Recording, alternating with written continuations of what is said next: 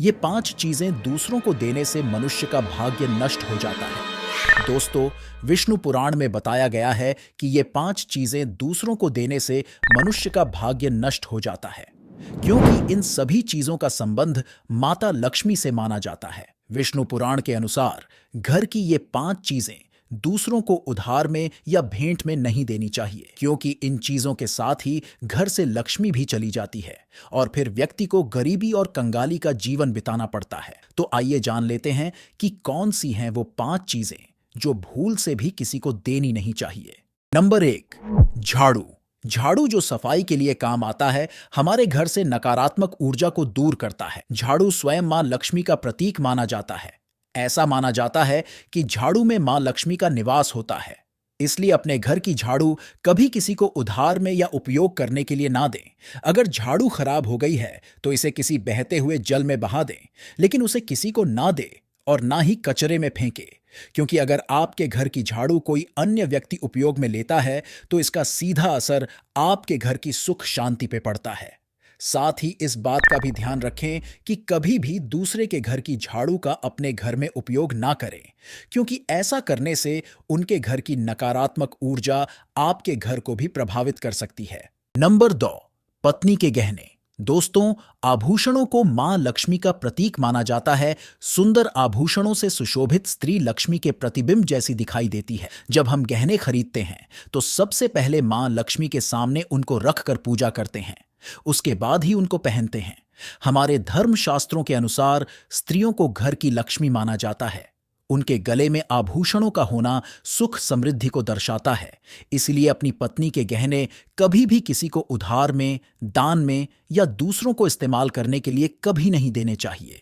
खासकर सुहागन महिलाएं अपना मंगलसूत्र, पायल और बिछिया कभी किसी अन्य महिला को इस्तेमाल करने के लिए बिल्कुल भी ना दें। इससे घर की बरकत और भाग्य भी उन गहनों के साथ ही चला जाता है और माता लक्ष्मी रुष्ट हो जाती है।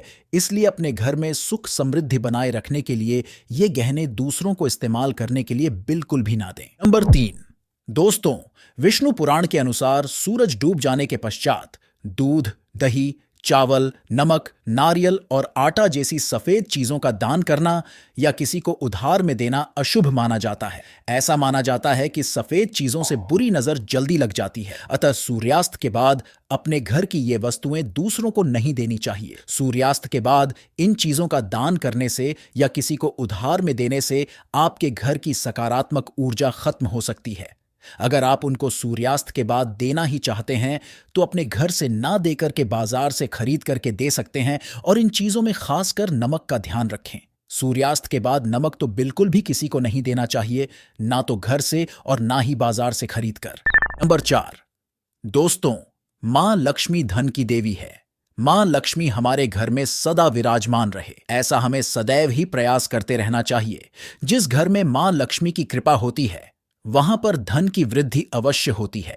अगर आपकी पत्नी के पास पैसा रखा हुआ है तो वो पैसा किसी को भी उधार में नहीं देना चाहिए। अगर आप किसी को अपनी पत्नी के पास रखा हुआ पैसा या धन उधार में देते हैं तो आपके घर से लक्ष्मी चली जाती है और भविष्य में आपको पैसे की तंगी का सामना करना पड़ सकता है। खासकर त्योहार के समय, एकादशी के दिन और मंगलवार के दिन अपनी तिजोरी में रखा हुआ धन कभी भी किसी को उधार में ना दें। नंबर 5, दोस्तों, 5 नंबर पे है अपनी रसोई घर का चकला, बेलन और तवा। जी हां, अपने रसोई घर का चकला, बेलन और तवा दूसरों को कभी भी इस्तेमाल के लिए या उधार में नहीं देना चाहिए।